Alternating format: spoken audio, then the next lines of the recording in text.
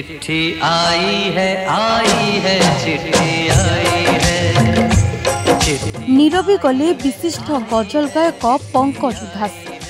सोमवार 72 वर्ष बयस परलोक घटी। पंकज उधासଙ୍କ परलोक नहीं तांको झियो नायाब उधास सूचना दैछंती। पंकजଙ୍କ परलोक परे संगीत जगत रे शोकर छाया खेली जाइछि। तांकर अनेक श्रोता सोशल मीडिया जरिया रे शोक प्रकाश करिसेंती। गजल दुनिया रे जने उज्जवलमय तारका थिले पंकज उधास।